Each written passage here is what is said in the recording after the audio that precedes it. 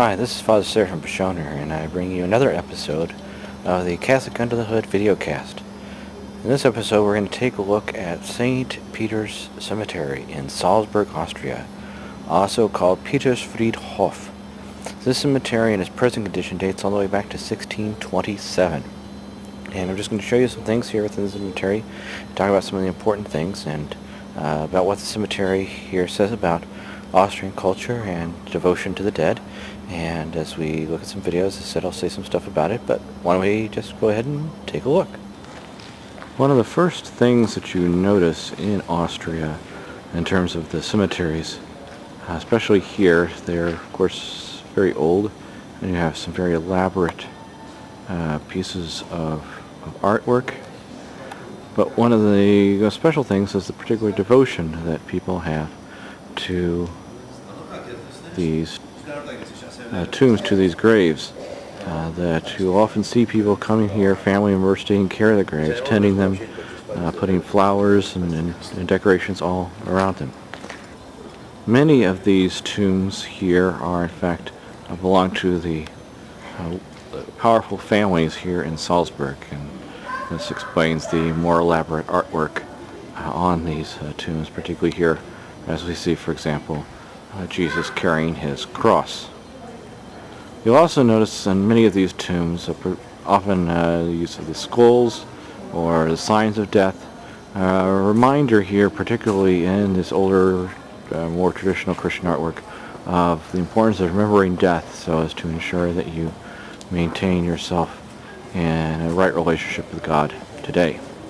Another interesting aspect of the grave sites here in Austria is that these grave sites are all rented, which means that if a family stops paying the rent on the grave site, the body will be exhumed and then placed in a common ossuary. So some of these grave sites are very old, some are not so old.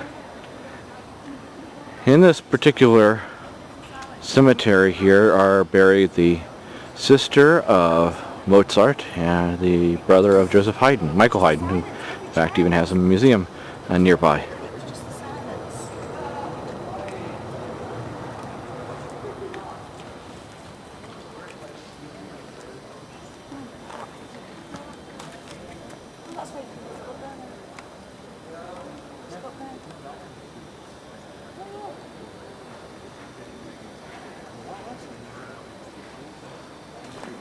But what is one of the really interesting parts of the cemetery is the fact that right next to it there's an ancient Christian catacombs dating all the way back to about the 3rd century. Before we go into the catacombs, I want to just see the outside so you can see what these catacombs built right into the side of the mountain look like. So here up you can see some of the sites of where the catacombs are built into the side of the mountain. If we move over here a little bit, you can see even a little bit clearer way up there at the top. Get a little closer. There you go. See where they built right into the side of the mountain.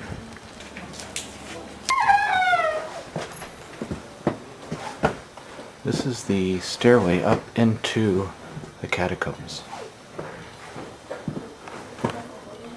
You see it goes quite a ways up. Now these catacombs actually date back, as I said, to just very early, according to the guide, to the 1st century of Christendom. Unfortunately, it looks like we've got some later graffiti here right now. According to the biography of Saint Severin, written in 511, as a witness to the fact of a Roman city existing around this time, around 480 AD, which was later destroyed and rebuilt in 696 by Saint Rupert.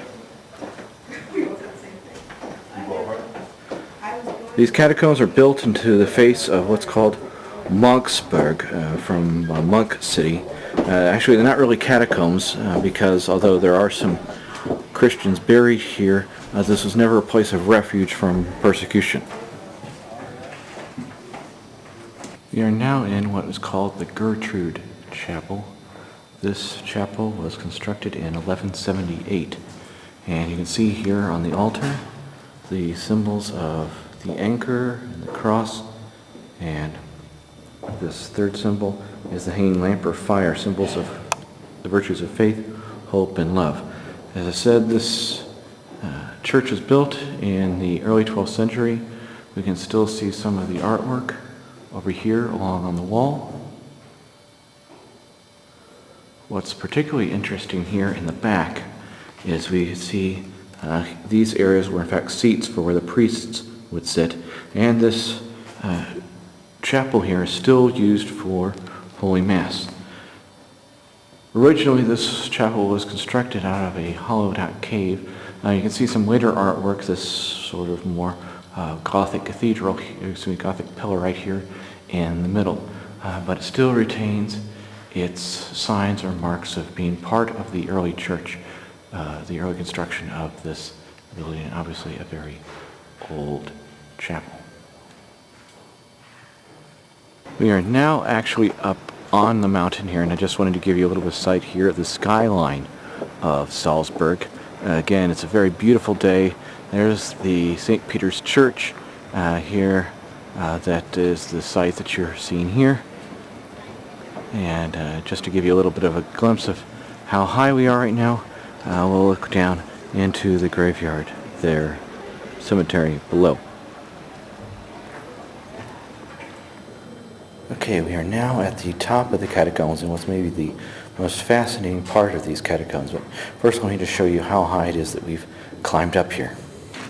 You can see we had to climb up some more steps to get here to the top. Interestingly enough, these steps were only constructed in 1659.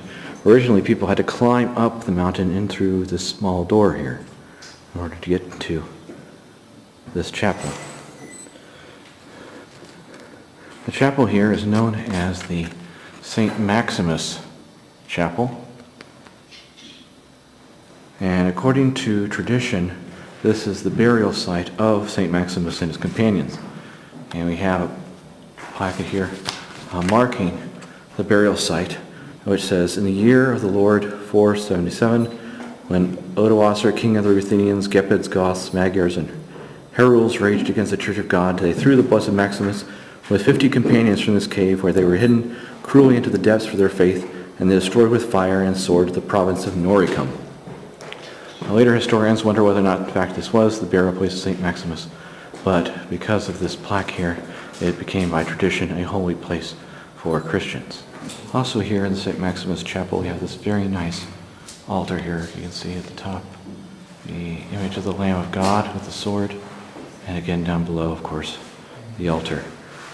Here at the end of the catacombs, you can see a little bit more construction, and here where they were starting to dig out more of the mountain in preparation perhaps for another altar.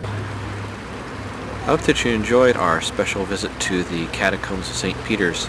Stay tuned to more great video and podcast episodes at Catholic Under the Hood.